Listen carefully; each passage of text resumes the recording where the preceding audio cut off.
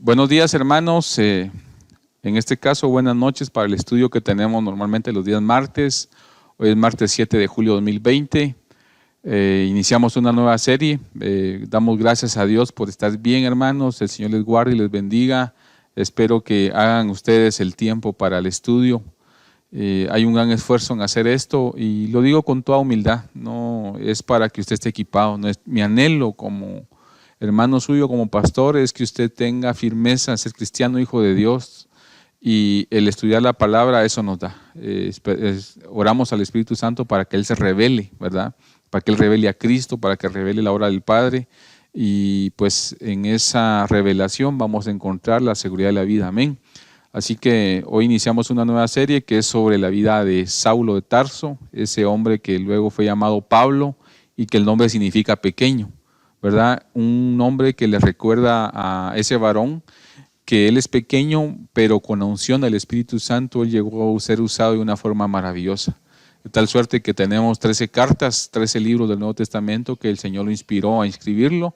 Así que ese es Pablo, ¿verdad? Pequeño, pero con la unción del Señor. Así que seguramente la vida de Pablo, al estudiarla, nos va a animar como un hombre puede ser transformado, ¿verdad? Un perseguidor de la iglesia, alguien que estaba lejano, que sí tenía el celo en su corazón en base a la ley, pero cuando encontró a Cristo, la luz le fue revelada y fue un hombre usado para el evangelio, para la causa, y parte de la gran doctrina que la iglesia usa, lo que estudiamos, la revelación de lo que es Cristo, es por lo que ese hombre pudo escribir, inspirado por el Espíritu Santo. Amén. Así que vamos a ver sus prisiones, vamos a ver sus alegrías, sus gozos, sus tristezas. Un hombre que siempre decía estar orando, ¿verdad? Oro por ustedes incesantemente, decía, ¿verdad? Así que es un tema que usted tiene que prestarle atención a la oración en todo tiempo. Así que vamos a orar y vamos a pedirle al Señor que nos guíe en todo tiempo. Amén. Buenas noches, Señor. Te damos gracias en esta hora, Padre. Gracias, Señor, por tu bendita palabra. Señor, damos gracias, Señor, por lo que hemos estudiado, por lo que tú nos has regalado, Señor. Y pedimos que tu Santo Espíritu, Señor, nos siga ungiendo, Padre, con esa bendición de la revelación de tu palabra. Que bendiga, Señor, al que la trae, que bendigas cada corazón, cada vida, Señor, que la recibe. Que podamos, Señor, ser portadores de la verdad, vivir conforme a tu palabra, conforme a tu propósito, Señor. Bendito Padre, Hijo y Santo Espíritu de Dios, te damos toda la gloria, Señor, en este día martes. Gracias por nuestra familia, por la salud, por la vida, Señor, por la provisión, por la paz que tenemos, Dios eterno. Gracias, Padre, Hijo y Santo Espíritu de Dios, en el nombre de Cristo Jesús. Amén y amén. Así que, hermanos, sea bendito el nombre de Dios siempre. Vamos a dejar entonces a Vladimir Búcaro, ya conocido por todos. Él nos está apoyando en esta serie de estudios y esperamos que el Señor lo use tremendamente, que la unción de Él esté en sus labios y que también esa misma unción linda del Espíritu esté en cada uno de nosotros como receptores de la verdad y que, por supuesto, se da el estudio, se da la semilla, como nuestro hermano dice, pero el Espíritu Santo es tan potente que te da a ti también una revelación muy particular. Amén, un rema. Así que sea bendito el nombre de Dios. Dejamos entonces a Vladimir Búcaro para que comparta el estudio en esta noche. Sean todos bienvenidos en esta oportunidad, en esta serie de estudios que ha preparado Iglesia Tabernáculo de Adoración para que podamos compartir un tiempo de estudio de la palabra de Dios. Recién acabamos de terminar el libro de Efesios en 8 sesiones y ahora pues vamos a estar hablando de un tema nuevo. Y el tema que vamos a estar viendo en estas sesiones de aquí en adelante va a ser la vida de Pablo. Hay hombres en la Biblia que han tenido un impacto tremendo y han sido de mucha bendición, y personas que han entrado en momentos claves, determinantes e importantes en el escenario bíblico. Hablemos por lo menos de 4 personas del Antiguo Testamento y 2 personas del Nuevo Testamento de manera panorámica. Primero de ellos es Abraham, el padre de la fe. Recordarán ustedes que el Señor llama a Abraham en el libro de Génesis y le dice que salga de su tierra, de su parentela, de la casa de su padre. Esto lo encontramos registrado en el capítulo 12 de Génesis. A una tierra que fluye leche y miel, ahí lo llevará, la tierra de la promesa. Abraham era de Mesopotamia, de Ur de los Caldeos, de una comunidad pagana. Seguramente ya, según Efesios 1, en ese vasto mundo de la soberanía de Dios y relacionado con la elección divina, Dios ya había visto el corazón de Abraham receptivo desde que lo creó Dios y vio la voluntad y el alma, y entonces iba a ser un instrumento en las manos de Dios. Dios lo escoge. Él pues obviamente ya había sentido apartarse.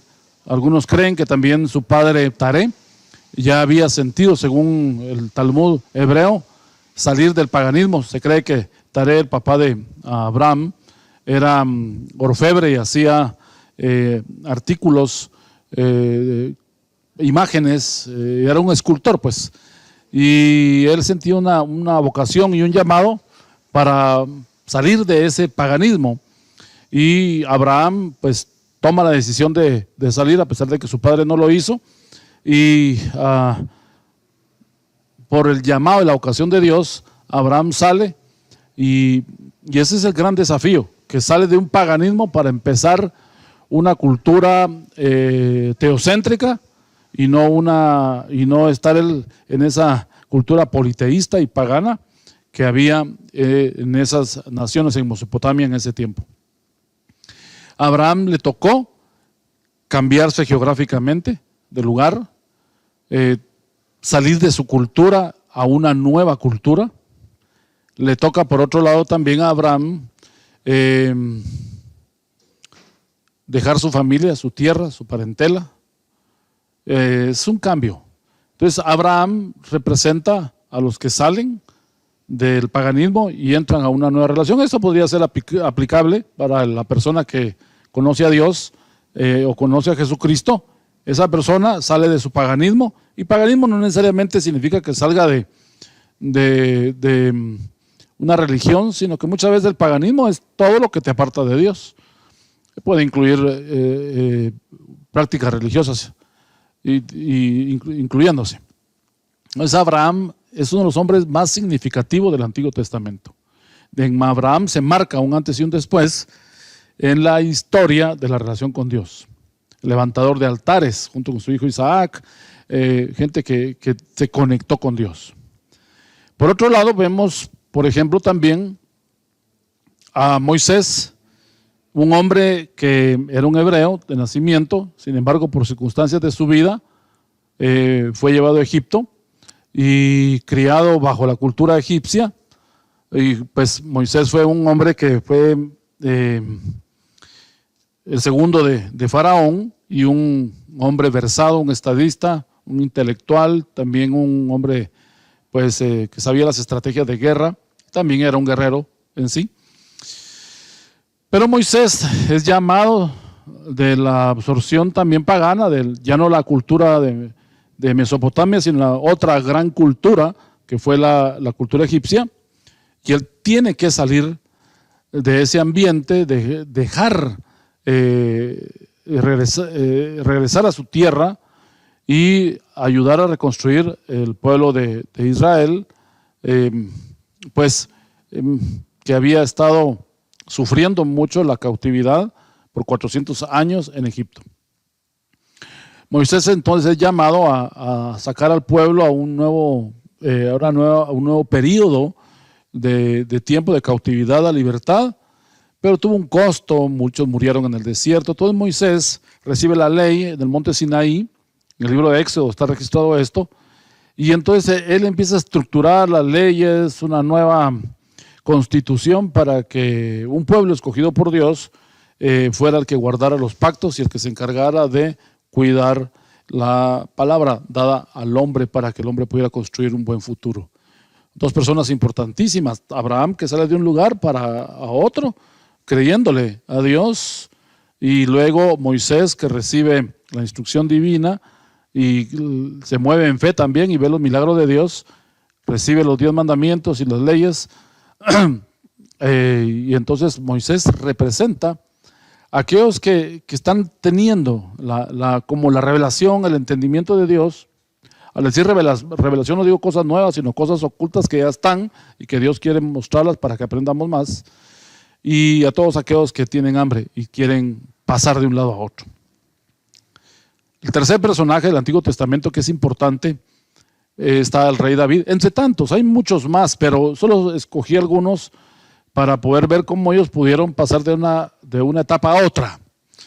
David, pues en muchos sentidos, él un hombre que tuvo muchas facetas en su vida, de paje de armas hasta ser rey, y pasa por lugar, hasta se tuvo que hacer el loco, pasar un tiempo como de incertidumbre muy terrible en su vida. Músico, cantor, poeta, paje de armas. Pero David fue aquel que pudo entrar al lugar santo, al lugar donde estaba la presencia de Dios, sin ser consumido. Además, no ser sacerdote, él no podía entrar porque no era sacerdote. Entonces David representa a aquellos que pueden entrar a los lugares santos, porque en ellos hay genuinidad, en ellos hay sinceridad, en ellos hay un arrepentimiento también. Pues David cometió muchos errores y la Biblia no se guarda las cosas, pues por supuesto tampoco es una revista de TV novelas o la revista Hola de España, donde habla de todos los grandes acontecimientos de la realeza y las familias ricas de Europa.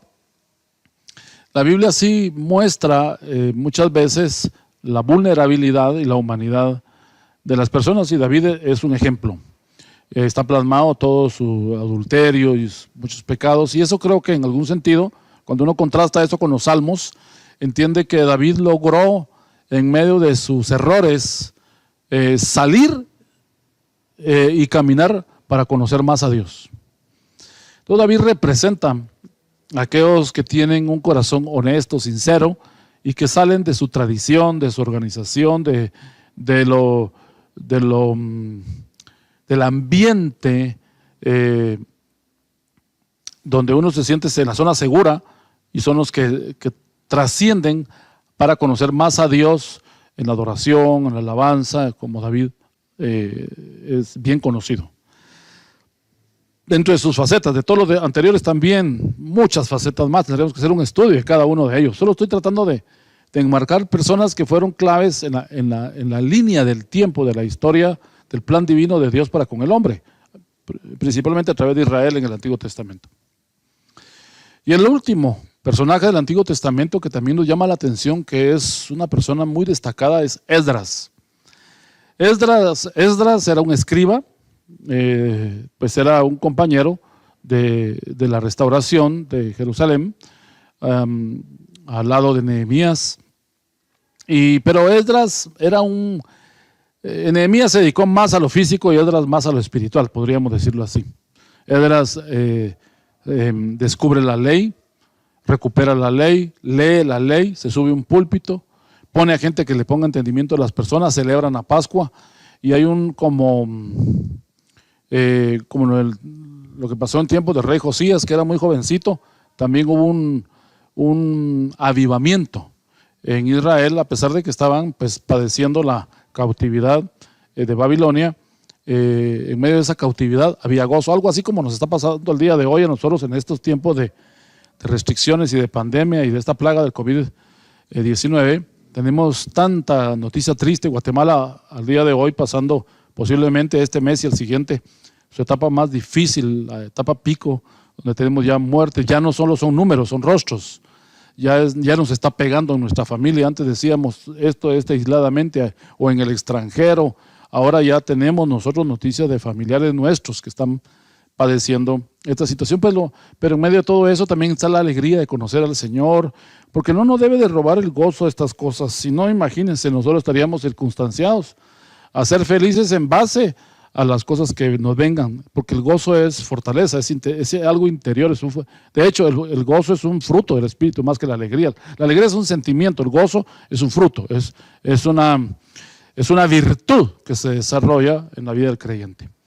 Entonces Esdras compila la ley. Esdras se le considera como el el que estructuró la sinagoga, porque había desaparecido el templo, había sido destruido, entonces quedó un vacío de identidad religiosa en Israel al no tener templo. Bueno, recuérdense que Jerusalén ha sido invadida más de 20 veces, lo hemos dicho anteriormente, y en sus invasiones también han destruido el templo, y por eso es que hay plataformas de tierra en el templo viejo y el siguiente, porque cada vez que llegaban los conquistadores, quemaban, asolaban, devastaban, destruían, pero echaban tierra sobre esa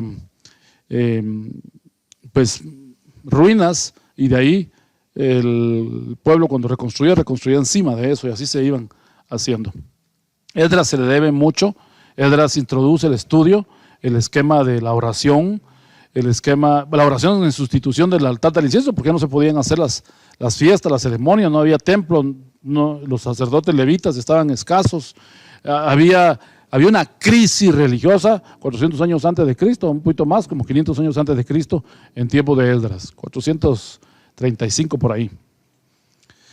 Entonces Esdras es llamado y él es desafiado a recuperar la identidad. Y yo creo que eso es también algo válido para nosotros en medio de todo este tiempo, recuperar nuestra identidad en Dios, o mantener, en todo caso, nuestra identidad en Dios, a pesar de que no podemos ir al templo físico, que entre comillas es como que estuviera destruido, el sentido de inhabilitado. Y ahora pues una de las ventajas de que no hay ahorita templos abiertos es que nadie puede jactarse de decir y sacar sus fotos de quién tiene el templo más grande y quién tiene el templo más pequeño. He oído comentarios de iglesias muy pequeñas, que ahora tienen el triple de congregación virtual, y ellos dicen que no habían entendido eso y se están dando cuenta de que Dios les puede abrir puertas en nuevos campos. Dios quiere que nosotros nos reinventemos y que nosotros tengamos reingenierías y nosotros tengamos nuevos tiempos, así como Esdras aprovechó esta circunstancia en medio de la devastación y levanta una estructura que hasta el día de hoy existe en Israel, que es la sinagoga o la asamblea.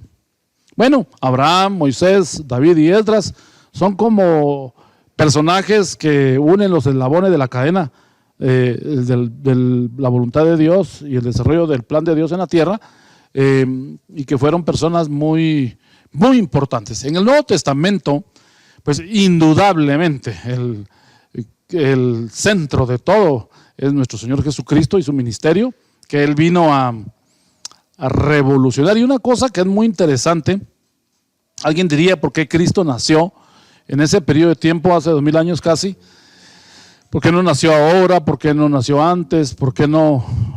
Porque en realidad ese tiempo en el que el Señor vino se estaban desarrollando las corrientes de pensamiento que iban a influir al mundo entero hasta el día de hoy. Por ejemplo, Latinoamérica, no toda, pero una buena parte de Latinoamérica tiene la influencia del pensamiento griego, tanto filosófico, médico, jurídico, social, inclusive el deportivo, las famosas olimpiadas y todo eso.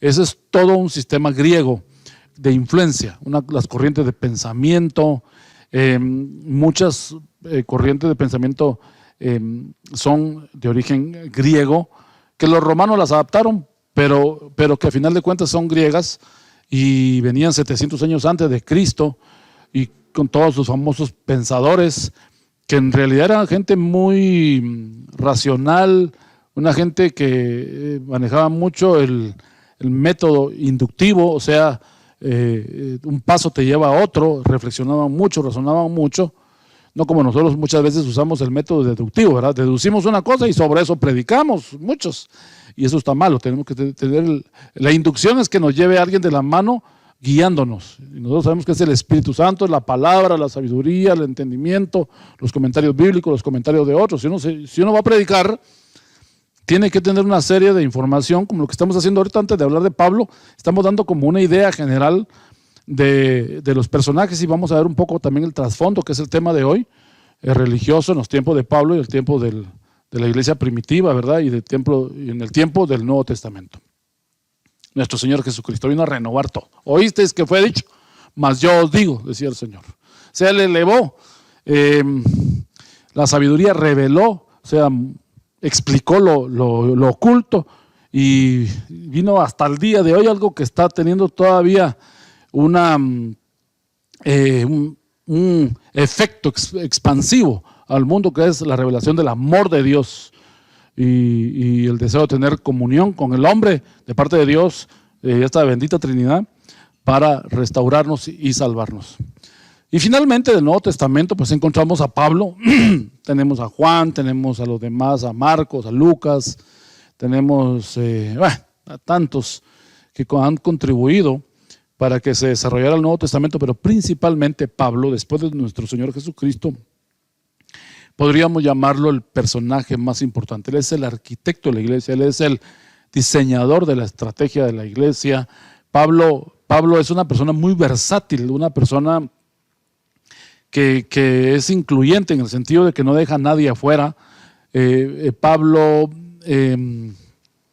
es el mejor ejemplo de una persona transformada por el poder de Dios, pero una persona que se dejó también y una persona que fue vencida por el amor de Dios, y pues de ser un fiscal que andaba metiendo presos a un montón de gente que no simpatizaba con el judaísmo, resulta que ahora cambia de trinchera y se vuelve un defensor y un paladín del evangelio de Jesucristo al mundo gentil. De él es quien vamos a introducirnos, pero vamos a hablar acerca de unas cosas importantes del tiempo en la Biblia, y para ello quisiera apoyarme, y pues siempre se lo recomiendo que usted lo pueda también tener a la mano o buscarlo en internet, el panorama del Nuevo Testamento del doctor Paul Benguer. El doctor Paul Benguer, en la página 13 de su libro, él habla del trasfondo histórico y el trasfondo religioso, que es lo que vamos a ver en este periodo de tiempo que tenemos de esta hora para compartir juntos, en el que estaba el Nuevo Testamento envuelto. Recordarán ustedes de que en el año 63 antes de Cristo, Jerusalén fue vencida por el gobierno romano. El gobierno de Roma comenzó con la intervención romana en la famosa guerra civil judía en el 63. Antes de Cristo, ¿verdad? En aquel tiempo Roma estableció a Juan Hircano como rey, pero él quedó sujeto a Roma, claramente. Esto pues mostraba que el poder verdadero residía en Roma, no en una persona. Incluso mientras gobernó Hircano II en esa región de Jerusalén y los alrededores, él era un idumeo, o sea, él no era romano, pero él gobernó Hircano II, un idumeo llamado Antípater subió en el favor de Roma a ese puesto de controlar toda esa región. Antípater pudo situar a sus hijos en posiciones de poder en Palestina. Ese nepotismo, ¿verdad?, de colocar a su gente viene de hace mucho tiempo. Uno de sus hijos era Herodes, conocido como Herodes el Grande, que llegaría finalmente a ser declarado rey y a ser el poder dominante en Palestina. Recuérdense que uno problema de Roma es que todos tenían aires de reyes, y Herodes, que es uno de tantos, también tenía esos aires, y es el Herodes Grande, que es el que persiguió a Jesús cuando era niñito para matarlo. Un periodo de no mayor de 2 años tenía Jesús cuando lo quiso matar Herodes. La historia del surgimiento del reino de Herodes constituye un drama de extraordinario movimiento de mezquindad política, acompañado de una sucesión de crímenes atroces surgidos de los celos. Era terrible. Cualquier persona que sintiera que lo podía amenazar lo mandaba a matar, mayormente entre el corazón de Herodes y dirigidos aún contra su propia familia, la cual algunos de sus miembros él los mandó a matar. Con una extraordinaria habilidad se ganó y conservó el favor de los sucesivos emperadores romanos, o sea, era un muy buen político y sabía manejar las relaciones diplomáticas, y sacrificaba todos los escrúpulos para poder conseguir lo que él anhelaba, ser el rey de Palestina. Y su reino fue una sucesión de crímenes monstruosos hasta su muerte. de Antípater, que fue su padre. Ahí hay una sucesión de hijos y por lo menos encontramos 5 Herodes y otro que es con un nombre diferente que están en la Biblia. Por ejemplo, aparece Herodes el Grande, que está en el 37 al 4 antes de Cristo. Fue el rey de Palestina, está el que aparece en Mateo 2:1, ¿verdad? Pero también está Herodes Antipas, que es su sucesor, que es del 4 antes de Cristo al 39 después de Cristo. Fue el tetrarca de Galilea y de Perea. Fue el hijo, pues, prácticamente de Herodes el Grande, que es el que aparece ya en Lucas 3:1. Es interesante que los mencionemos porque a veces uno piensa que en todo el Nuevo Testamento y principalmente los Evangelios es el mismo Herodes el que aparece. Y aquí aparece Herodes, aquí aparece Herodes. En el libro de los Hechos aparece otro Herodes que cayó muerto y fue comido por los gusanos. Y uno dice, ¿cómo vivieron? No, eran diferentes. Y es aquí estamos dando la referencia para que usted tenga ese contexto de quiénes gobernaban. Estamos hablando del contexto tal vez político y que existía en Jerusalén. O sea, Jerusalén era un pueblo dominado por Roma. Jerusalén no era una nación libre.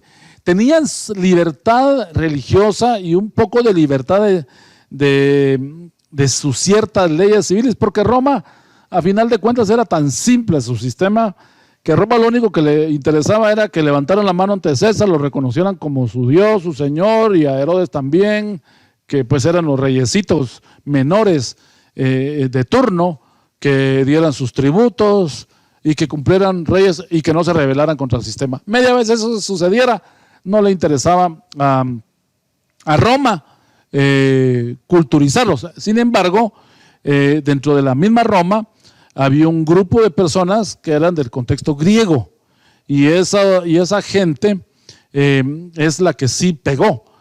Cuando veamos el trasfondo religioso hacia Israel en ese tiempo de los griegos y hacia la misma iglesia.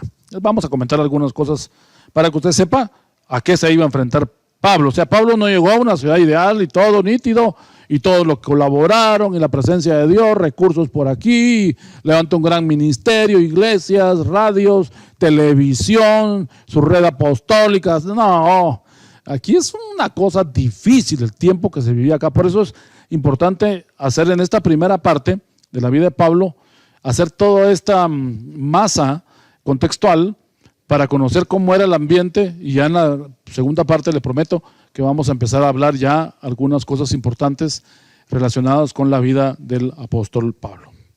Luego está de Herodes el Grande y de Herodes Antipas, su hijo es Arquelao, que estuvo gobernando en Judea, Samaria e Idumea también. Este es el que aparece en Mateo 2:22. Este es otro gobernante, es otro hijo, solo que en otra región estaba gobernando. Su padre los ponía, o sea, estaban al mismo tiempo, y su padre los ponía en diferentes lugares. Entonces hay que ver en qué lugar aparece ese nombre para saber si es el mismo Herodes. Luego está el hijo de él, que es Herodes Felipe II, que es el tetrarca de Iturea y de Traconite, que aparece en el libro de Lucas, capítulo 3 y verso 1. Este es otro Herodes. Luego el nieto, que es Herodes Agripa I, es el rey de Palestina, es el que aparece en Hechos 12, del 1 al 23, es el que muere engusanado. Y Herodes Agripa II, que es el bisnieto, que bueno, el anterior está del 37 al 44 después de Cristo, y este Agripa II está del 48 al 70 después de Cristo, y es el que aparece en Hechos 25 al 26. Hay otros personajes que tuvieron puestos menores que aparecen en la Biblia.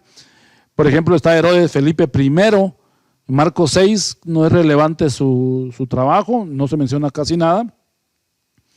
Está Herodías, Marcos 6, que es una mujer esposa de Herodes, pero no se menciona mucho.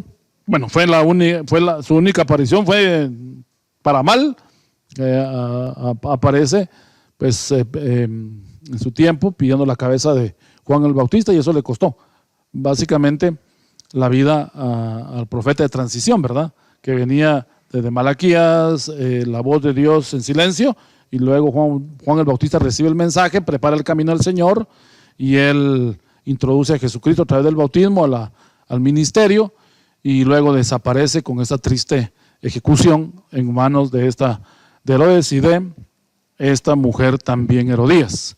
Drusila, que es la que aparece en Hechos 24, una mujer importante políticamente hablando, Berenice en Hechos 25, pero ninguna de ellas fueron gobernantes, son gente importante, principal romana, que aparece en el escenario político en el tiempo de la Biblia.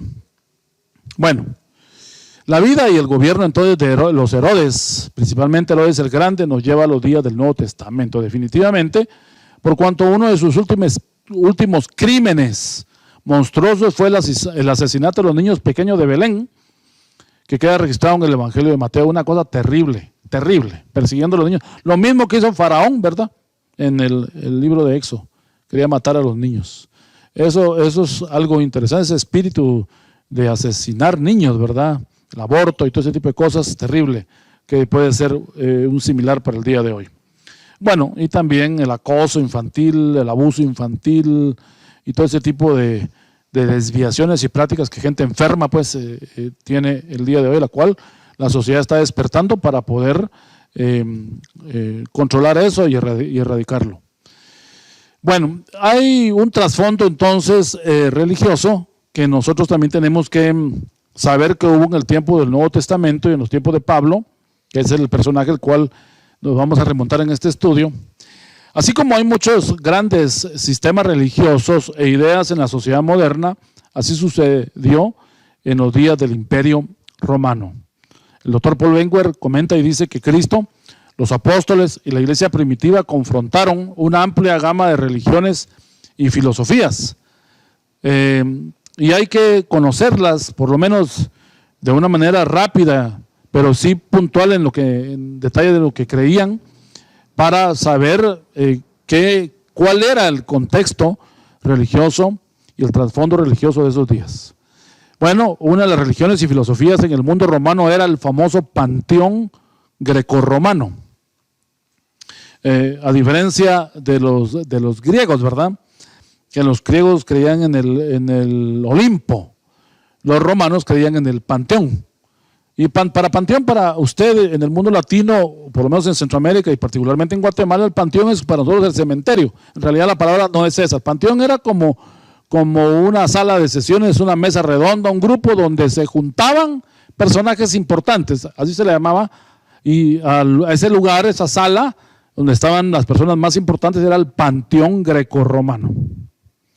Al extenderse el Imperio Romano, se dio un mayor contacto y asimilación de la cultura y religión griega. O sea, Roma conquista Grecia militarmente, pero Grecia conquista a Roma intelectualmente.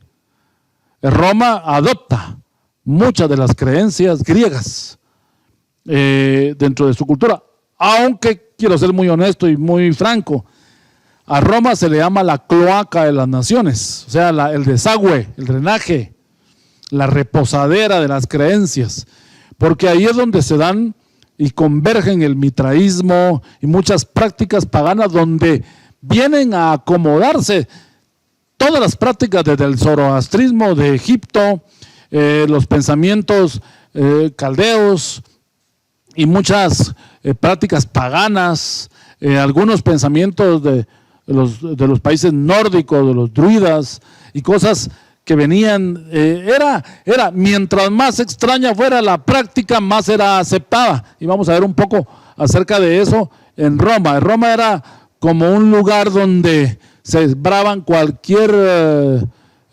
planta y no miraban si era dañina o era buena, ahí crecía. Y la gente era pues muy receptiva, entre comillas, porque receptiva a lo malo. Hay que tener cuidado uno, no que abrirse a todo, ¿verdad? Máxime ahora en el cristianismo, frente a tanta mentira que nos dice el libro de Mateo, el capítulo 24, las señales del fin, que el enemigo tratará de engañar a muchos, y si fuera posible, a los escogidos. Entonces, muchos dioses y diosas de Roma fueron pronto identificados con los dioses y diosas del panteón griego. Por ejemplo, Venus, la diosa romana del amor, fue también identificada con la diosa griega del amor, que era Afrodita. Marte era Ares, Diana era Artemisa y Júpiter era Zeus, era el equivalente. Por eso Júpiter es la estrella que está en el firmamento, la estrella que dirige como todas las constelaciones y el norte. Pero Júpiter es el nombre que se le da en el mundo romano y griego. Pero Júpiter en el Antiguo Testamento era la estrella que se llamaba Malquisedec, o la estrella de Melquisedec, que era el sacerdocio de Dios. Es interesante que una persona dice, no vean las estrellas porque eso es malo, el zodíaco es del diablo, y tiene razón, porque casi todos los personas que publican materiales en las prensas, en las revistas, en la televisión, en las redes, es gente esotérica sin conocimiento de Dios. Pero hay estudios serios de teólogos, de predicadores, de pastores y ministros y gente estudiosa de la Biblia que ha encontrado las claves para seguir la voluntad de Dios a través de las estrellas. Y Júpiter pues también representa esa estrella. Para los judíos, hablar del zodíaco no es malo. Ellos creen en el valor que se le da a cada uno de los nombres que se le dan a las estrellas, y eso determina mucho el carácter de una persona. Eso no está alejado mucho de la verdad. Lo que pasa es que nosotros ya estamos prejuiciados al decir, tú de qué signo eres, Cáncer, tú eres Aries, tú eres Libra, tú eres Piscis, tú eres Géminis, algo así, que no recuerdo bien cuáles son todos, pero Sagitario, ¿verdad? Y todo eso. Entonces la gente dice, el Señor reprenda al diablo porque eso es pagano.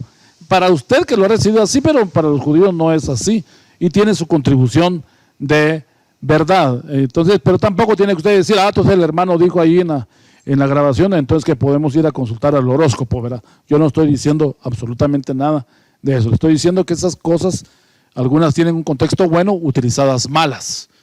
No porque algo se utilice mal significa que su origen es malo.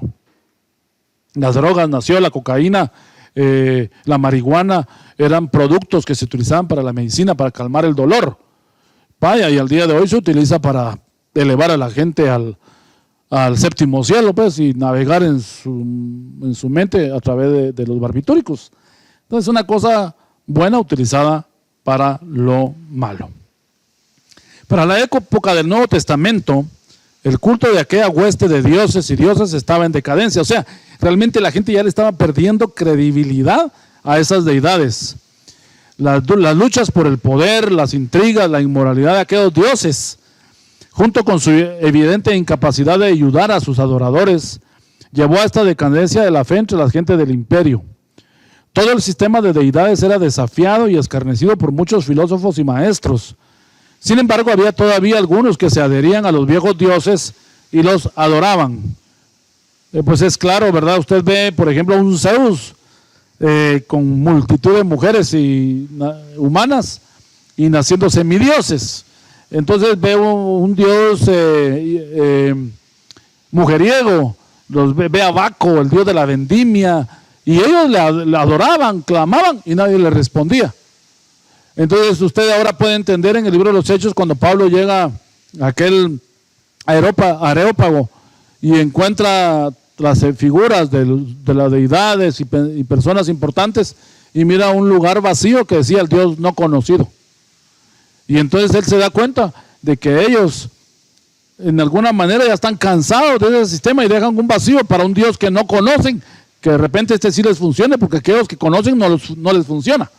Y entonces él dice, a ese Dios no conocido es del que yo quiero hablar el día de hoy, y habla de nuestro Señor Jesucristo. Increíble cómo él utiliza dentro de una catedral pagana, predica. Imagínense, yo recién cuando tuve la oportunidad, bueno, no recién, cuando hace algunos años, ya 2 décadas, tuve la oportunidad de ir a un curso de 15 días en Europa. Tuvimos la oportunidad de ir a conocer en unos días que nos dieron de descanso, ir a conocer las catedrales más grandes de París. Y con los pastores que íbamos, ellos decían, no entres ahí porque eso es pagano, eso es idolatría, eso tú te vas a ir a ensuciar y que no sé qué. Y yo no les hice caso. pues de mi profesión como arquitecto también yo pues amo el arte y para mí era importante y fui a ver algunas cosas que en el poco tiempo que estuve en París las pude ir a ver. ¿A qué voy? Usted tiene que trascender al tema ya ese espiritualoide que se da, de que los ambientes lo contaminan. Claro, usted no va a andar no va a estar viviendo en un bar, va a estar en un prostíbulo, va a andar en un lugar de pecado. Definitivamente la Biblia dice, y el mismo Pablo lo dice en el Nuevo Testamento, que las malas conversaciones corrompen las buenas costumbres. Entonces, definitivamente uno se le pega lo malo, ¿verdad? No está bien andar en esos ambientes, pero si usted no tiene otra opción y tiene que andar en un lugar, pues pórtese como un buen cristiano, sociabilice, pero tampoco usted se deje influenciar por esas cosas. Bueno, en el Nuevo Testamento hay varios lugares en que se ve ese panteón. En Hechos 14, por ejemplo, vemos a Pablo y Bernabé sanando a un cojo, y fueron entonces Pablo y Bernabé identificados por los sacerdotes locales como el dios Hermes o Mercurio, y Zeus, Pablo, ¿verdad?, como Júpiter. O sea, la gente tenía necesidad de ver a su Dios. En las películas que uno ve en la televisión sobre las deidades romanas y los grandes héroes del Olimpo y todo eso, y ya que dicen vamos a desaparecer, el que escribió las películas estas saben que esas deidades ya tienen que irse porque es la época del ser humano. Eso es lo que dicen ahí en las películas en realidad. Usted sabe que esas deidades son demonios, pues detrás de un ídolo, dice la Biblia, Pablo también lo dice en el Nuevo Testamento, detrás de un ídolo hay un demonio. Bueno, en Hechos 19 registra también la manifestación tumultuosa sin freno de los seguidores de la diosa Diana o Artemisa, y uno de los famosos sermones de Pablo fue pronunciado en la colina de Marte, que era el equivalente a Ares, que tenía este nombre por un dios destacado en el panteón. Aparte de que tenían el panteón grecorromano y tenían ciertas deidades a las cuales adoraban, pero que estaban en decadencia, en mejor momento no pudo haber llegado el evangelio. Al Dios no conocido es al que nosotros adoramos y servimos, y por eso el evangelio llegó no como una religión emergente, sino que llegó como la verdadera luz. Por eso ahora entendemos cuando Juan dice la luz verdadera venía a este mundo, frente a esos pequeños farolitos que habían religiosos, la verdadera luz venía. Usted ya empieza a agarrarle sentido a esto. También estaba el culto al emperador. Muchos antes que Roma surgiese como gobernante del mundo, las naciones habían exaltado a sus gobernantes al puesto de deidades, pensar que eran dioses. Debido a que aquellas antiguas naciones eran politeístas, no era un gran problema añadir uno más a un grupo de dioses restantes existentes. Por ejemplo, los egipcios, ¿verdad?, creían que algunos de sus, o si no todos, los faraones eran divinos. De modo que el culto imperial de Roma no era cosa singular, creían que estaban adorando a Dios. Al principio los emperadores romanos eran deidificados, o sea, eran puestos con una posición de deidad o de divinidad o de dioses después de su muerte por el Senado romano. Pero en el siglo I después de Cristo hubo algunos como Nerón que reclamaron esta posición en vida, o sea, que se les dijera que normalmente era como póstumo, era una posición póstuma, como por ejemplo a los que en el catolicismo se consideran santos y dignos de veneración, aquellos que ya murieron y tuvieron toda una vida, pues una vida de mucho servicio humanitario, y entonces ellos dicen este es canonizado. En el caso de Nerón, él quería ser canonizado en vida, quería que le dijeran Dios en vida, casi siempre era póstumo. Pero es innecesario decir que los cristianos no estaban dispuestos a adorar ni a él ni a los emperadores, vivos o muertos. Y este rechazo a participar precipitó la persecución contra la iglesia. Para los romanos no se trataba de una cuestión meramente religiosa, sino también patriótica. La aparente falta de adhesión a Roma por parte de los cristianos atrajo las iras de Roma contra muchos de ellos. El culto al emperador, ¿verdad? Eso perdió vigencia. Bueno, usted sabe cómo termina Nerón, ¿verdad? Quemando Roma, matando a sus hijos y su familia. Un hombre loco. ¿Cómo se le iba a llamar un dios? El dios de la locura, tal vez.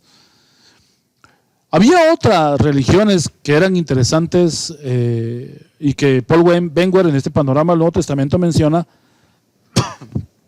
porque aquí hay donde ya puede haber una mezcla con el cristianismo para algunos.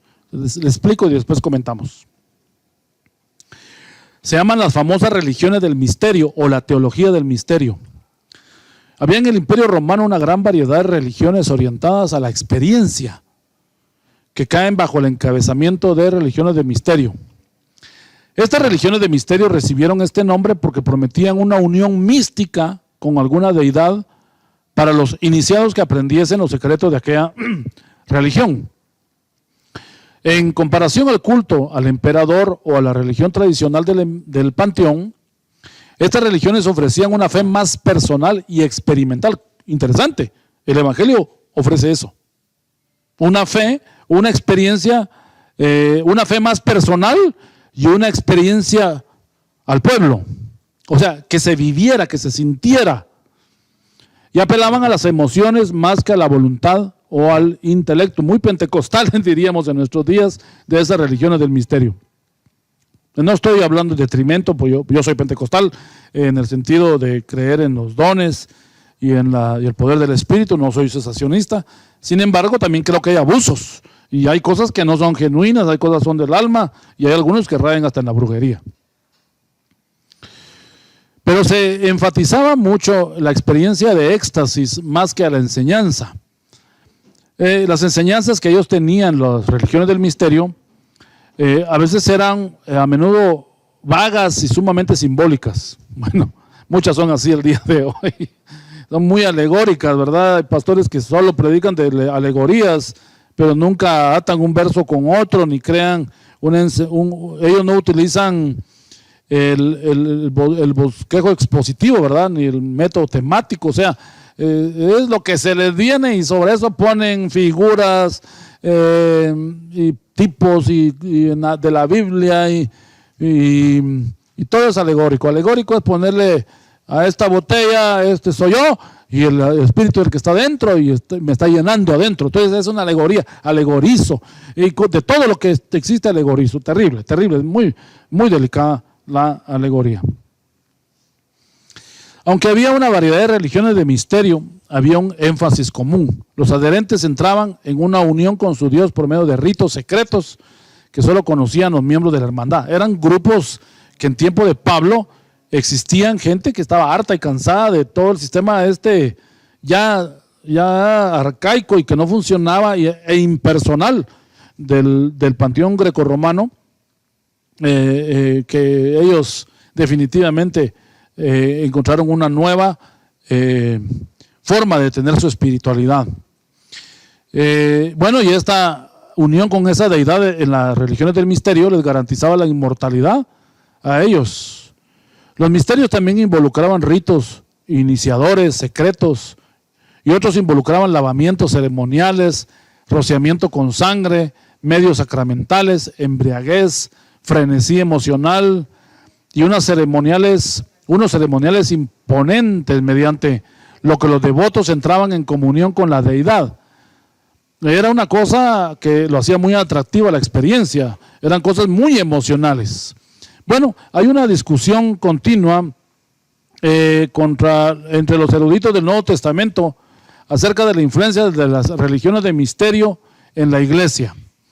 Aunque en el Nuevo Testamento no se hace referencia directamente a las mismas, algunos creen que el apóstol Pablo puede haber empleado algo de su terminología para comunicarse de manera más eficaz con las gentes del Imperio Romano. Es probable que algunas de las enseñanzas de las religiones de misterio hayan sido tomadas en el cristianismo, no para fortalecerlas, sino que hablarle en su mismo lenguaje, pues yo voy a hablar de filosofía con alguien, no me voy a poner a citarle un bosquejo bíblico, me voy a poner a su nivel de hablar de de la filosofía humana, la filosofía religiosa, todos los sistemas de creencias y todo, para poder yo usarlo de plataforma para entrar. Y se cree que Pablo en algún momento utilizó el lenguaje, no que él fue absorbido. Esto es algo en lo que se conoce en la teología, en la alta crítica, es lo que se conoce como las religiones comparadas,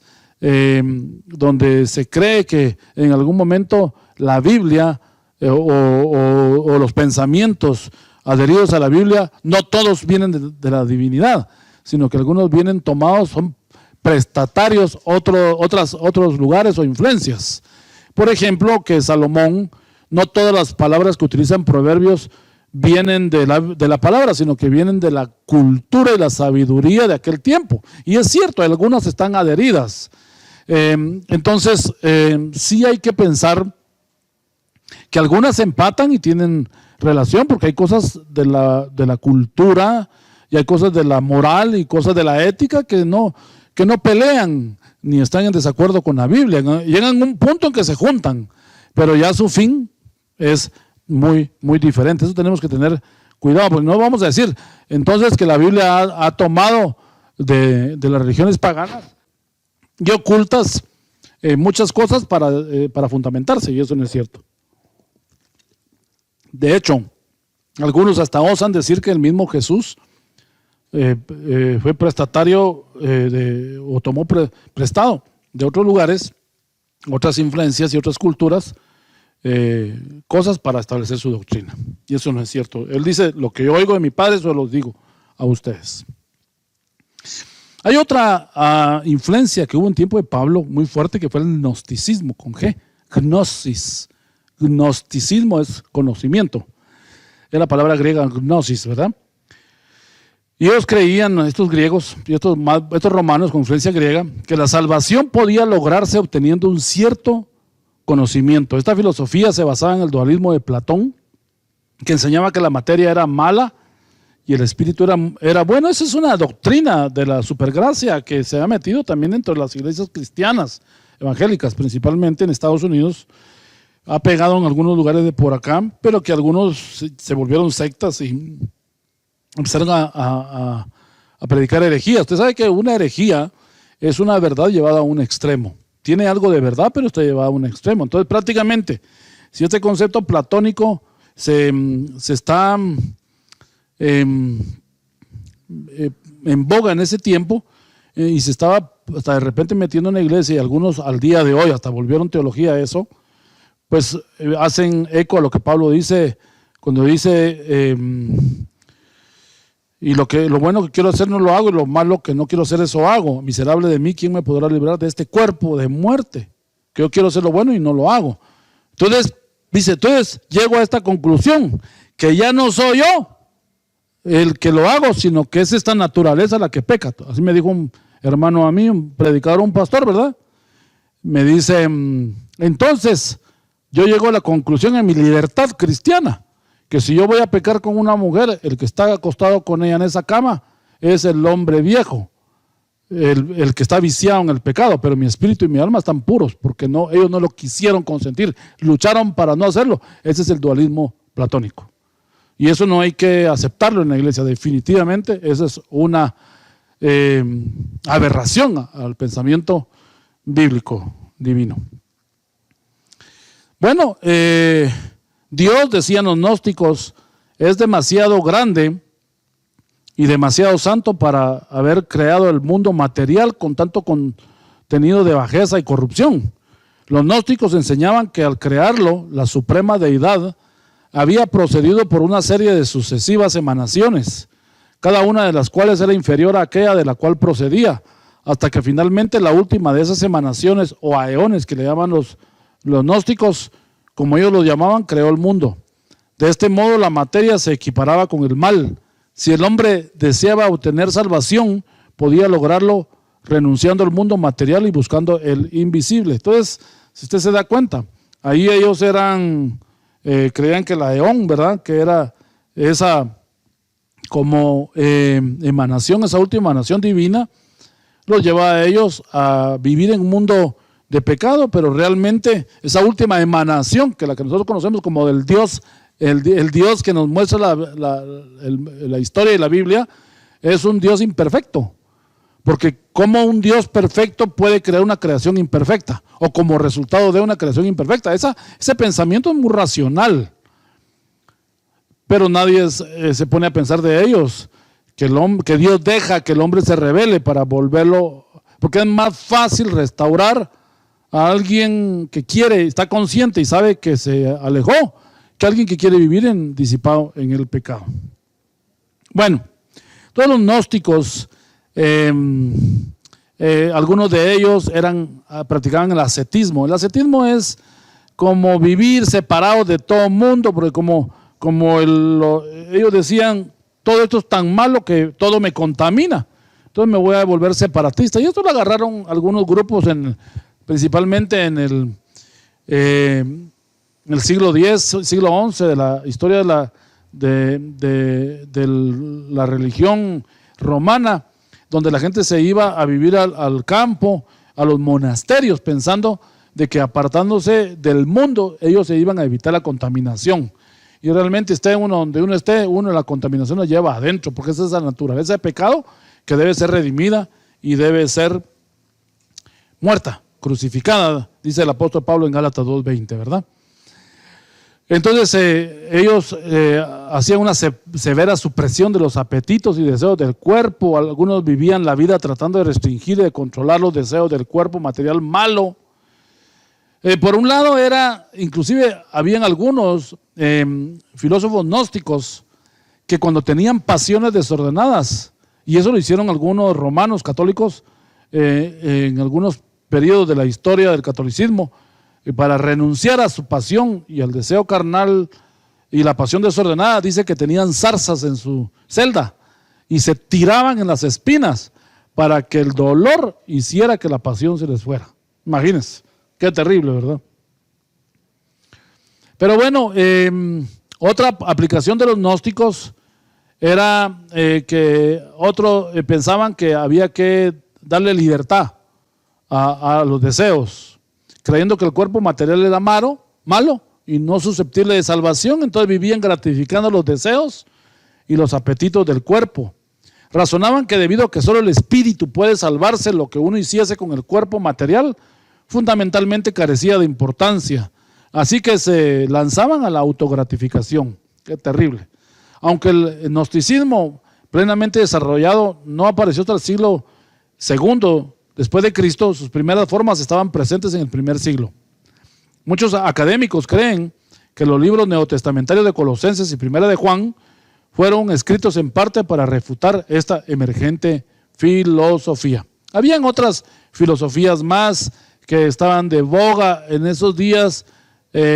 Por ejemplo, había un grupo que eran los epicúreos, ¿verdad? Que eran de esta línea gnóstica, pero un poquito más liberal, que los epicúreos enseñaban que el placer, no necesariamente sensual, era el principal bien de la humanidad. Y yo le voy a decir una cosa, el mundo hoy es epicúreo, el mundo hoy quiere placer, no importa qué, feliz a pesar de todo. Y todos queremos ser felices, claro, deseamos ser felices y que tengamos alegría, pero no es la máxima. O sea, el placer está en Dios, solo en Él lo podemos tener la plenitud. Por otro lado están los estoicos o el estoicismo, que enseñaba que uno tenía que ser una persona muy rígida, ¿verdad? Demasiado legalista, y eso vemos hoy. Vaya, y eso lo vemos en las iglesias, desde epicúreos hasta estoicos en la iglesia. Las dos líneas iglesias extremadamente legalistas e iglesias extremadamente liberales, ¿verdad? Dios quiere que tengamos un balance pues en nuestra vida. Estaban los cínicos, que era otro grupo. El cinismo para usted tiene otra connotación, pero dice que eran seguidores de un grupo que consideraban que la verdad virtual era una vida sencilla y despreocupada, rechazando toda la popular prosecución de la comodidad, de la abundancia, del prestigio social. Y de alguna manera los cínicos tenían un poco como el agnóstico, era una persona desinteresada, no le importa si el Dios es hebreo, si es cristiano, qué va a pasar con el mundo, si hay el rapto, falso profeta, anticristo. A ellos no les importa eso. Y si alguien se les cuenta, vaya, les entra por un oído y les sale por otro. Aún en las iglesias hay gente despreocupada que no, tampoco digo yo que nosotros seamos fatalistas y que nosotros seamos apocalípticos y queriéndonos ya ir para no sufrir el COVID y morir y no morirnos en la tierra. Y mire, hay mucha gente que paranoica en esos temas dentro de la iglesia. Yo he oído muchos que les encanta hablar de los desastres y de lo que viene, entrar en polémica y destrucción. Y es terrible. Esos son los que se llamaban los cínicos en el tiempo de Pablo. Bueno, ahora vamos en esta última parte, que los minutos que nos quedan, vamos a hablar de las religiones en Israel en ese periodo de tiempo. Las religiones y filosofías existentes en el Imperio Romano afectaron a la iglesia, definitivamente, al llevar el Evangelio de Jesucristo al imperio. Pero la vida de Cristo y los primeros años de la iglesia quedaron mucho más afectados por el ambiente religioso y político de Israel. El mismo pueblo que debería ser de donde venía todo, ellos fueron más tropiezos. De hecho, quienes mataron a Jesucristo fueron los judíos, los ejecutores fueron los romanos. Pero en realidad quienes idearon todo fueron los judíos. Su mismo pueblo lo crucificó. Veamos uno de los grupos que había en el tiempo de Jesús, los fariseos. El nombre fariseo viene de una palabra hebreo que significa separados. Cuando usted dice, ese todo fariseo, es todo separado. Una persona así debería llamársele. Desde la época del regreso de los judíos del cautiverio en Babilonia y a lo largo del periodo intertestamentario, que fueron más o menos 400 años, en total como 500, creció un movimiento por la pureza para las cosas del Señor. Durante el periodo intertestamentario desde Malaquías hasta Juan el Bautista, que fueron 400 años, surgió dentro del judaísmo un movimiento decidido a liberar a Israel de las influencias paganas. Estos eran los jasídicos o piadosos. Eran celosos por la reforma religiosa y conocidos por su resistencia al helenismo. El helenismo era una práctica que venía desde Alejandro Magno, que era como un movimiento cultural en realidad. Era como que todos fueran influenciados por esta nueva cultura que daban los griegos. Hubo un movimiento separatistas que pelearon mucho físicamente en Israel antes de que llegaran los romanos. Los fariseos creían intensamente en una separación de los caminos y las prácticas de los gentiles. O sea, ellos no querían a los gentiles. Por eso al día de hoy, como cuesta que usted que pueda entrar a una sinagoga, usted no siendo judío, los judíos están herméticos, se han apartado, porque cada vez que abrían sus puertas al mundo gentil hacía barbaridades con ellos. Y de hecho, hasta hubo una crisis en el Nuevo Testamento, cuando el apóstol Pedro y el apóstol Pablo ve que las iglesias se abren a los gentiles, un gentil es un no judío, es un pagano, digamos, llamaríamos en este contexto religioso, que no cree en Dios, sino que cree en un montón de cosas más, o no cree en nada.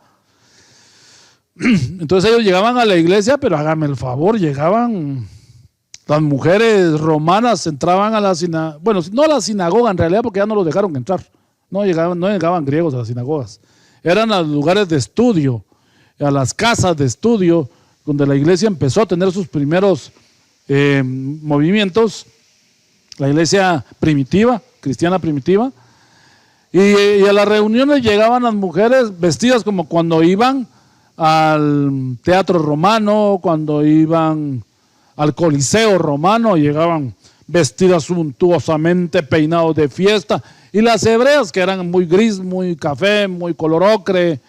Las reuniones eran mujeres por un lado, hombres de otro lado, el culto era un poquito frío en Jerusalén.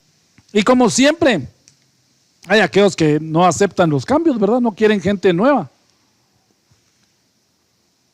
Y si llega alguien vestido inapropiadamente a la iglesia, pues ya falta que le tiren una sábana encima, porque esa mujer va a inquietar a todos los hombres en la iglesia si vienen minifalda. Hágame el favor, si esa persona que viene sin conversa, mundana, esa persona ni sabe. Hay algunos que hasta se salían. Yo recuerdo que cuando yo fui pastor, el primer año que yo tuve de pastorear, o el segundo año, tenía un hermano que era no era recién convertido, honestamente, era un hermano que venía de otra iglesia, pero era muy liberal y se salía entre la alabanza y la prédica a fumar al jardín de la iglesia. Nosotros nunca le dijimos, porque uno de los diáconos me decía, hermano, échelo, mire, viene con el chancuaco, ahí el cigarro, a hacer, ¿qué es esto? Esto no es un cine, esto no es un hotel. Déjalo, le decía yo, déjalo. Y en la medida que él se exponía a la presencia de Dios, al culto, a la adoración, un par de meses después, el Señor le quitó el hábito del cigarro. Entonces tenemos que tener cuidado con ese tema de cómo recibimos a la gente que no, por eso es inconverso. ¿A quién le dijo a él que tenía que venir apropiadamente? ¿Quién le dijo a ella que tenía que venir vestida no deshonestamente? Bueno, lo va a ir aprendiendo en el camino, porque primero conquistamos su corazón y después vemos lo exterior, interno, externo. Primero interno, después externo. Tenga cuidado usted con eso de militarizar y uniformar a todos en la iglesia, porque eso es un peligro. Bueno, entonces los fariseos, ellos tenían una lealtad inflexible hacia las escrituras y deseaban de vivir de manera estricta por la ley. Pero en su deseo de hacer la ley aplicable a su vida diaria, desarrollaron un sistema de normas y de tradiciones que para la época de Cristo se habían convertido en una terrible carga para el pueblo. Los fariseos promovían aquellas tradiciones a una posición igual o superior a la ley escrita de Moisés. Se enorgullecieron de su separación y conocimiento y se consideraban como superiores al resto de la sociedad, llenos de soberbia y de pretensión de justicia propia y su violación del espíritu de la ley, lo que les atrajo mucha condenación por parte también del Señor Jesucristo. Ay de vosotros, escribas y fariseos, los seis ayes de Jesús, ¿verdad? Que recorréis mar y tierra para ganar un prosélito y después de que lo tenéis, lo hacéis más hijos del diablo. Ay de vosotros, escribas y fariseos, que ni entráis ni dejáis entrar a nadie y ponéis tropiezos para que la gente no conozca al Señor. Mire, ay de vosotros. O sea, Jesús le habla más fuerte a los fariseos que a los demonios cuando los sacaba. Porque a los demonios les decía, sal fuera, vete de ahí, calla y enmudece. En cambio, los fariseos en Mateo les da una exhortación terrible, casi el mismo sazón que utiliza el Señor a través de Malaquías en el último libro del Antiguo Testamento.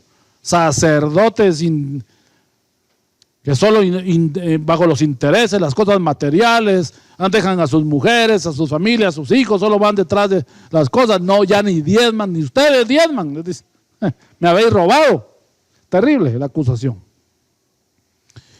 Ese era un grupo, y bueno, interesante. Pablo venía de esta escuela, porque Pablo dice en Filipenses, lo vamos a ver ya en su vida, posteriormente en las partes subsiguientes a esta, que Pablo era de la religión judía, del fariseísmo. Pablo venía de esa línea, de esa escuela, la escuela de Shammai, que era la escuela demasiado estricta del judaísmo. Entonces él venía por un lado del legalismo tradicional, ortodoxo. Y yo quisiera que muchos de nuestros oyentes el día de hoy tengan un corazón sensible al Señor y no sean tan duros con la gente. Ya el diablo los ha paliado, los ha tratado mal en el mundo. Vienen golpeadísimos. Y encima entran y nosotros los seguimos golpeando. Bueno, que los golpee el Espíritu, si cabe la palabra, que la palabra misma los confronte, pues. Pero usted sea un medio para ayudarnos, no se constituya usted en el martillo. Usted no sea el que forme a la gente con el instrumento. Tenga cuidado de cómo usted usa las reglas que recibe. Pablo tenía esa influencia. En el tiempo de Cristo habían alrededor de 6,000 fariseos. No era un grupo muy grande, pero tenían mucho poder en Israel y tenían el apoyo del pueblo. Veamos otro grupo que apareció en tiempos bíblicos. Los escribas. Los escribas no eran un partido como los fariseos, sino más bien una clase de israelitas. Estas personas bien instruidas tenían el trabajo de enseñar e interpretar la ley, al estilo del modelo que había dejado Esdras, ¿verdad? Como dijimos a la introducción de esta primera parte de la vida de Pablo.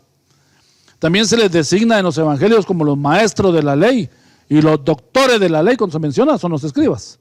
No solo enseñaban la ley, sino que también eran responsables de perseguir a los que las violaban.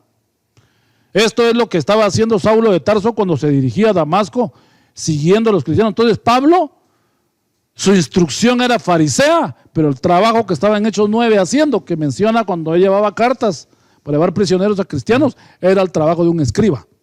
Imagínense, él tenía esa versatilidad. Un hombre muy preparado, por cierto. No solo enseñaban la ley, sino que eran responsables de perseguir a los que las violaban. La evidencia indica que la gran mayoría de los escribas pertenecían al partido de los fariseos, y ahí tenían mucha relación entre ellos. Bueno, los saduceos.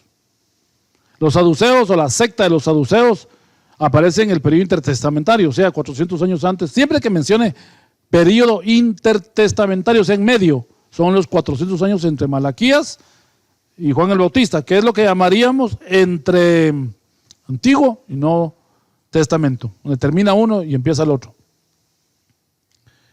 El nombre o la palabra saduceo puede derivarse del nombre Sadoc, que era el sumo sacerdote en tiempo de David y Salomón. Algunos también creen que se deriva de la palabra sedeca o sedaca, que es justicia. Probablemente el sentido exacto del nombre no es demasiado importante, porque no fue el nombre sino sus actividades las que influenciaron los acontecimientos del Nuevo Testamento. Los saduceos eran menos numerosos que los fariseos, pero se trataban por lo general de hombres ricos y en puestos de autoridad política. El partido de los saduceos incluía a sacerdotes de alto rango y a la nobleza laica rica de Israel. La estrecha asociación entre los sacerdotes y los saduceos puede remontarse fácilmente al gobierno intertestamentario de Juan Hircano. Tenían mucho poder en tiempos de Roma, mucho poder político. Es probable que hayan sido los saduceos los que influenciaron para que muriera Jesucristo. Tenían mucho prestigio, poder y riquezas. ¿Qué perder si Jesús quedaba como líder de un grupo? Ellos preferían estar en contubernio y en amistad con Roma. Bueno, están los esenios también, que ya son los últimos grupos que vamos a ver. Los esenios se originaron durante el periodo también intertestamentario, en los días de los macabeos. Muchos eruditos creen que sus raíces, como la de los fariseos, eran de los hasidim o los hasídicos, o sea, los piadosos se les llama. Vivían en comunidades aisladas en Judea, especialmente al oeste del Mar Muerto, en lugares como Qumran. Se cree que habían como 4,000 de ellos. Vivían separados de los fariseos, o más separados que los fariseos.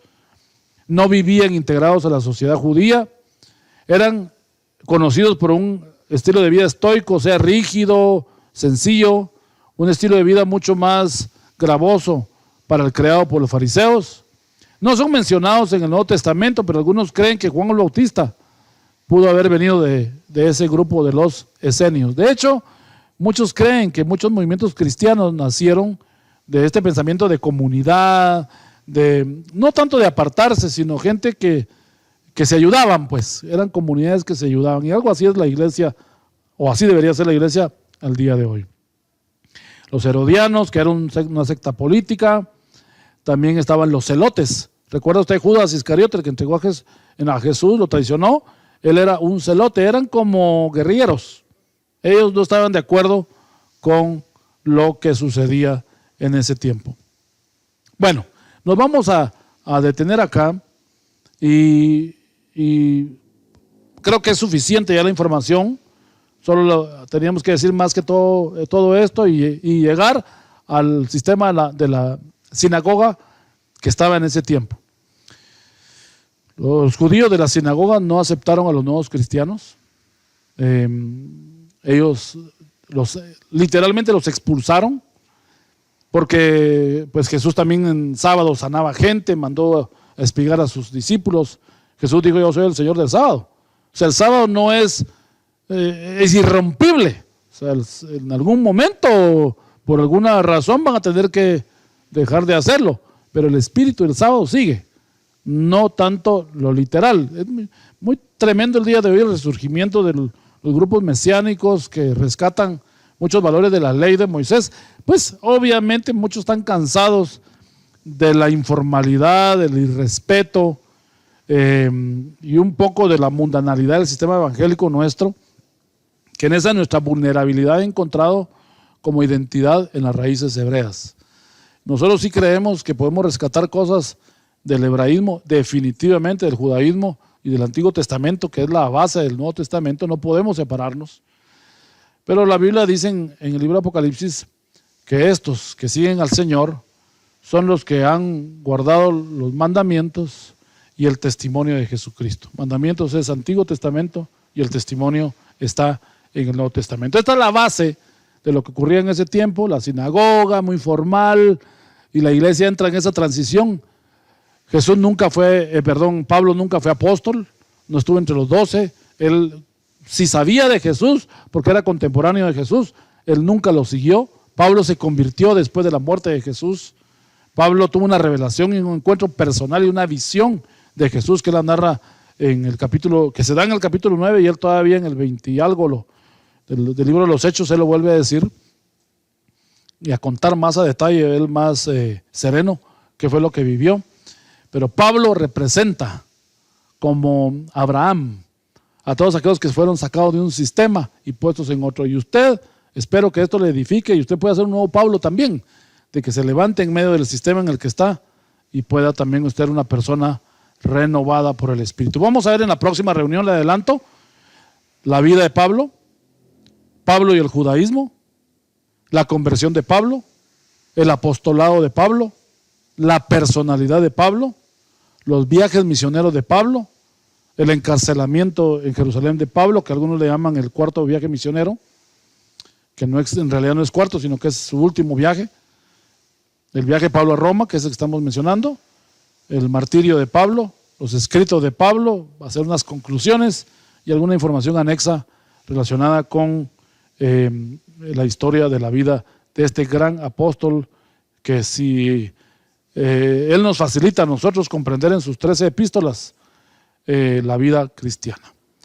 Ha sido un gusto compartir con ustedes este tiempo y espero que podamos estar de nuevo nosotros en la próxima reunión a ver la parte 2 acerca de la vida de Pablo, donde ya le vamos a entrar de lleno a la información de este personaje tan maravilloso que Dios levantó para su obra. Mientras eso se da, que Dios le bendiga, use su mascarilla, use su gel, mantenga su distancia, ore, trabaje de las maneras que pueda, no para la vida, usted tiene que seguir, respete las disposiciones y pida que Dios también sane a nuestra nación y a las naciones que también están conectadas con nosotros. Dios les bendiga, espero verlos en la próxima de esta serie de la vida de Pablo. Bendiciones. Hermanos, qué linda la escritura, otra nueva aventura. Nos vamos a sumergir en las páginas de la Biblia. Estamos viendo generalidades de lo que era Saulo de Tarso, de dónde procedía, las sectas que había en el tiempo del Señor, cuando Él fue manifestado en los tiempos indicados, dice la escritura, según las profecías. Esa era la plataforma social que estaba cuando vino el Señor, y en esa misma fue surgiendo Saulo de Tarso. Así que fariseos, vamos a ir viendo entonces el desarrollo de cómo el Señor usa a cualquiera, hermanos. Así que todos estamos capacitados para el reino de Dios, para serle útiles. Amén. Así que yo bendigo al Señor por su palabra. Esta iglesia Tabernáculo de Oración ha tenido siempre esa manifestación del Señor, ese regalo, ¿verdad? Es una misericordia, nadie merece nada. Esa es la gracia que Dios imparte, que es su palabra. Y eso nos ha hecho fuertes. Es mi deseo como miembro de esta iglesia, de que usted permanezca firme, de que usted tenga la seguridad de que es un hijo de Dios, un bendito del Señor. Así que, hermanos, el Señor les guarde en perfecta paz. Sigan estudiando la palabra del Señor, tengan a su mano las Biblias en papel, en dispositivos como lo tengan. Y mi consejo si es que lleven un estudio, Si lo van a llevar siempre un dispositivo anotado o un papel, pero anoten, hermanos. Es una bendición el anotar y de que usted esté comprometido y seguramente va a ser de beneficio para esta vida y para gozar de lo que viene, hermanos, en la vida eterna. Amén. Así que el Señor les guarde en perfecta paz. Nos seguimos siempre comunicando por la vía del chat con familia, cualquier novedad. Bendecimos a todas las familias que estén con bien, con la paz de Cristo. Así que hasta pronto, iglesia. Seguramente nos vemos el domingo. El Señor les guarde y bendiga. Hasta pronto.